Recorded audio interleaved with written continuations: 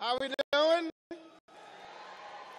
All right, I'm glad to be here, glad to see all of you here. It's always a great day on commencement day because all your prayers have been answered. Some of y'all got that look like, Lord, I never thought I'd get to this day. I can tell. Big shout out to President Lane, of course, chair of the board, Glenn Lewis, my fellow Alpha brother. Sorry, President Lane, you couldn't get in. It's all right. Kappa's all right. Nice little youth group, but I appreciate that. Congresswoman Sheila Jackson Lee, thank you so very much. Glad to see you as well. My man, Dr. Freeman, what's happening? Good seeing you. Looking like Moses.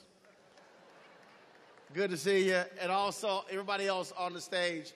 But it is a little too quiet in this place. I mean, this is my 15th commencement speech. And folks talk about it as solemn, and I appreciate all of that. And, of course, I did graduate from Jack Yates, and I was quite familiar having to hear TSU as we were practicing. I was in the band as well. So I appreciate y'all's symphonic music. I played the symphony band as well. But if I'm going to speak at a black college, can I get some funk? So I appreciate symphonic, but I need to hear a little Ocean of Soul while I'm here. So I need y'all to crank this up because like in church, they have an A and B selection. I need y'all to have an A selection for an alpha. So come on, let's do this thing right. Let's go. If you think I'm lying, I need something funky. Come on. Let's go. Put that symphonic music up. I need something funky.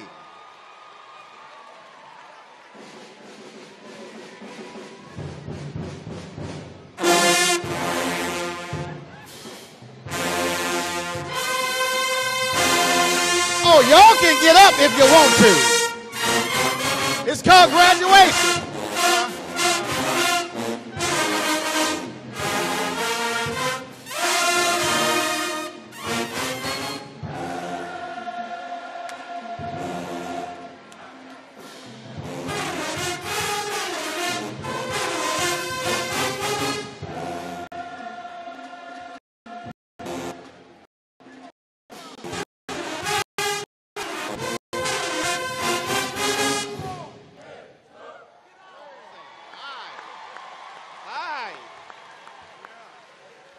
I can talk now. It was way too quiet in here. I thought I was at my alma mater, Texas A&M, for a second. All right, now it's better. So again, glad to be here. Glad to see all of you here. Let me get right to the point. Folks were asking me last night. They were like, "What you gonna talk about?" I'm like, "I ain't decided."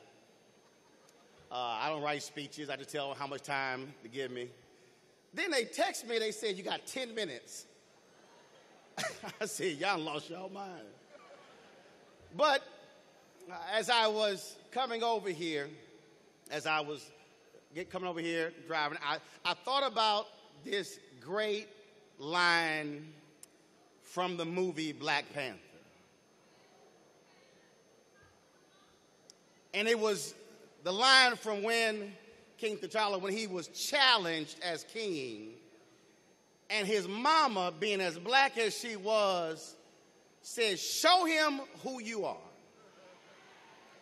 So let me change it up a bit to the graduates. So I should title this, anytime you talk to this many black people, you got to title your speech. So let me tag my text. Now, the person next to you don't know what tag your text means. That means they ain't never been to a black church.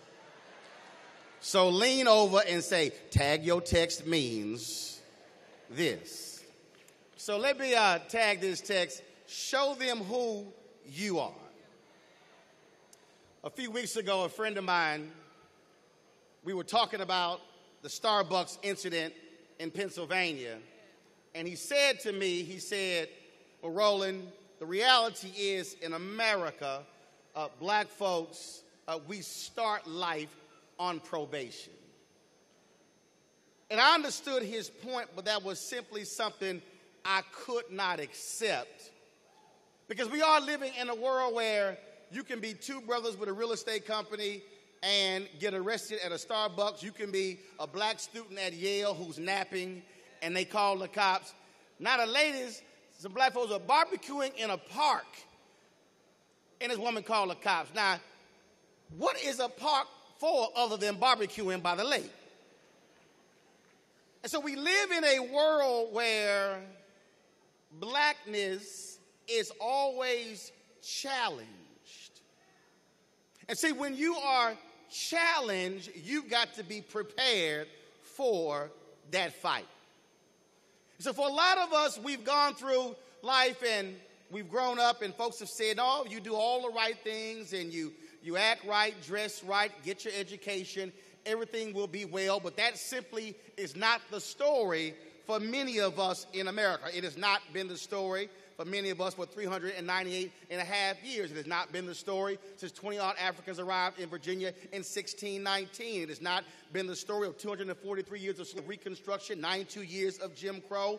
It has not been our story. And I know there's some folks who are sitting in the audience who are saying, well, but I'm not black. Yeah, you might not be black, but you know what that black-like experience feels like. And so sometimes you have to understand that you may have all the credentials in the world, but there still are going to be folks who will question whether you are up to the job. As a young woman named Stephanie Lampkin, she graduated from Stanford, and she got her MBA from MIT. And I was interviewing her a few weeks ago, and she said when she went out in the job world, she said people were still saying she didn't have the right credentials. She said, now, I don't know what more could you have if I went to Stanford and MIT, and somehow I'm still not good enough. And so the reality is we are going to face those type of challenges, and there are some people who simply will wilt under the pressure because they have not prepared themselves for battle. Now, see, you've gone through 4, 5, 6, some of y'all on that 7, 8-year plan. I understand, but long as you got here today.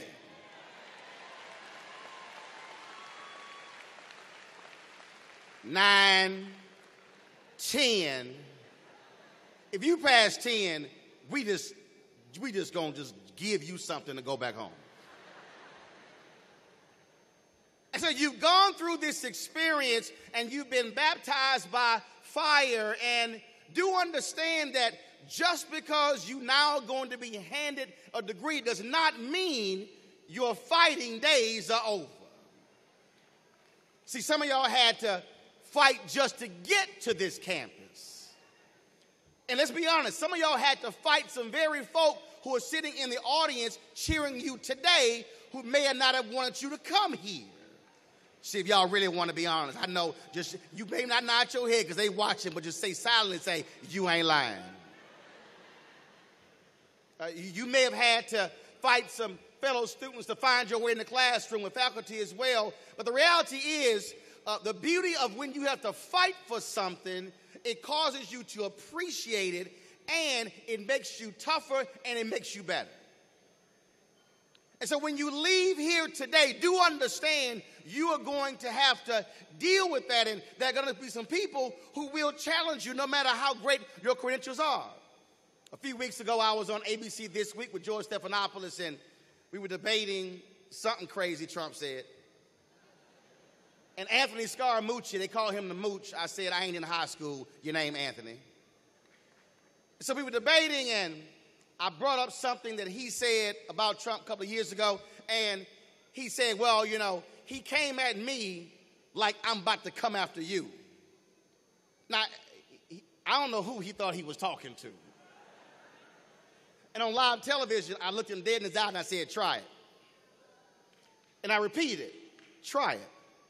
For the rest of the segment, he was thrown off. We went to the break. I said, Anthony, you clearly did not do your homework on me. I said, next time you come after me, go to YouTube first to see who you dealing with.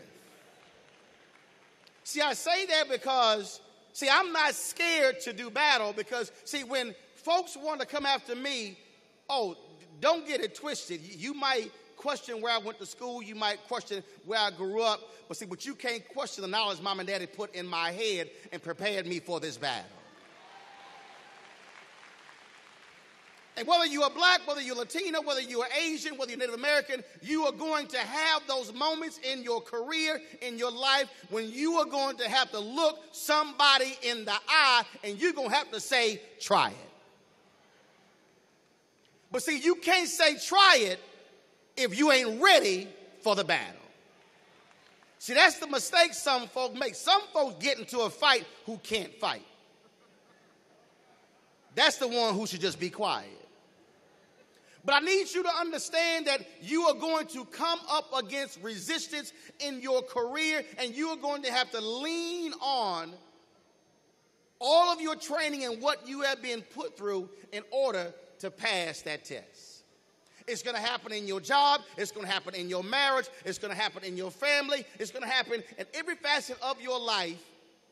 And you must always remember that no matter what you are going to face, you have the capacity to always win. See, they'll look at you and let me just be real honest. There's going to be some folks who are going to say, well, what school did you finish from? And they will question your credentials. Oh, and some of y'all might be saying, oh, well, you talking about face white folks. No, there will be some black folks who will question your credentials. And see, that's the moment when you say, question my credentials, but you can't question my work ethic. You can't question my knowledge. You can't question my experience. And I'm about to show you what I'm all about. See, when you are in a battle, it don't matter what all the talking is about. It's what happens when the battle is over, who's standing and who's lying down. See, that's why in Black Panther, the king's mama says, show them who you are. Because what she was really saying is, I know what you're made of. See, I birthed you, and I know what you've been through. Show them what you're made of. And see, you are going to have to do the exact same thing. You're going to have to be in a position where you're going to have to show somebody what you're made of. Show somebody that you know how to do the job. And then when you beat them, look them in the eye and say, I told you I got this. And do understand that it doesn't matter at what level your career is. See, even though I might be a professional journalist 25 years and 4 Image Awards, interviewed 4 U.S. presidents and has sat at the table of the White House and done all these things, there's still people who will somehow question whether I can do a job. And see, I don't have to recite my resume. I said, fine. I will happily show you what I can do. And there's no greater satisfaction when someone challenges you in life and then you show them exactly what you know, what you can do, and then all they can do is say, job well done. Now, the haters may not even say that, but when they walk away, that's really what that says, job well done. Now, you can do like I do. You can laugh at them. You can smile on their face. But I want you to understand that as you leave this place, you are going to have to gird yourself for that battle. See, the other day I was watching a video of Congresswoman Maxine Waters, and she was on the floor of the House, and they were debating a bill dealing with discrimination in the automobile industry, and Mike Kelly of Pennsylvania stood up to tell her, let's stop talking about discrimination, let's make America great again. And they have this, so what's that thing y'all have, Congresswoman, where y'all got to like, to let the other person talk? Yeah, it's a yield. She's like, no, I'm not yielding 1 minute to you. And I need you to understand that you may have to be in a position where you can't yield any moment, any time to those who are opposing you, those who are fighting you, those who are challenging you, and you've got to have something on the inside to say, not today will I yield a moment to you.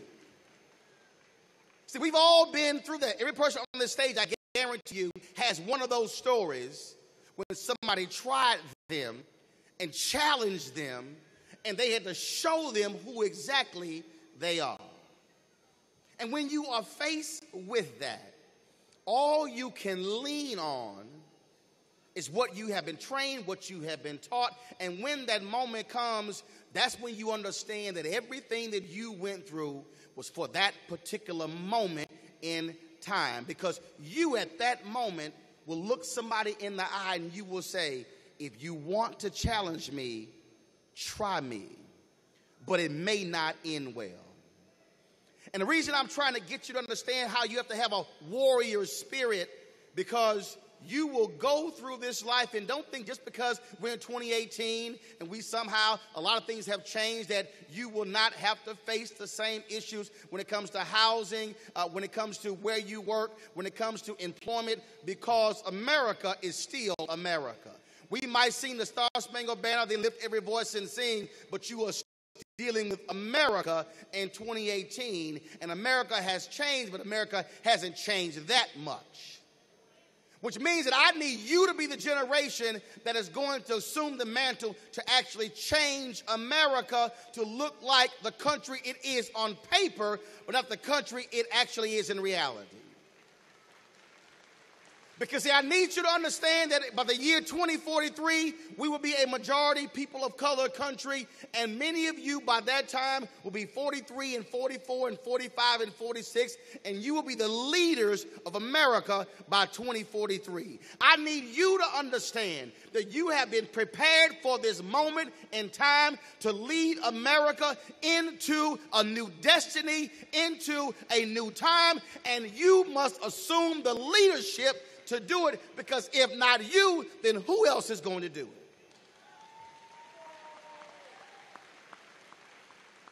The folks on this stage have had their moment. You are actually the future. You are the ones who are going to be running corporations, running universities, running schools, running small businesses. You are the ones who are going to be teaching the next generation. That means you must be fully prepared to stand up and willing to face down.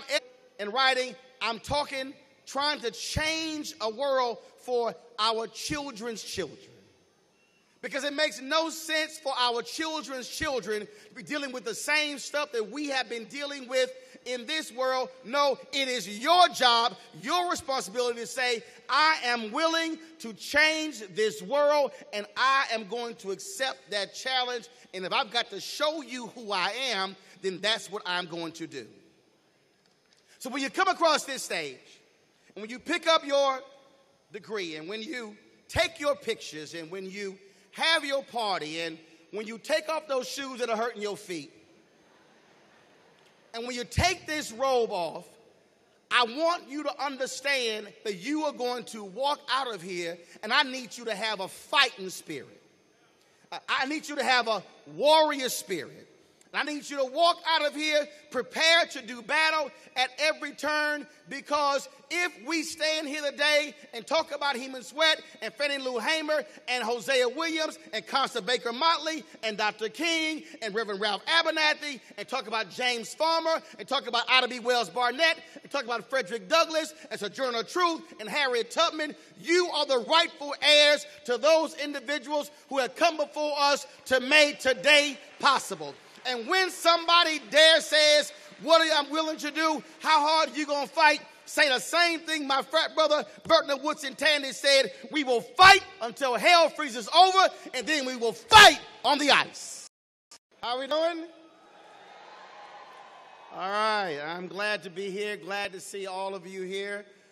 It's always a great day on commencement day, because all your prayers have been answered. Some of y'all got that look like, Lord, I never thought I'd get to this.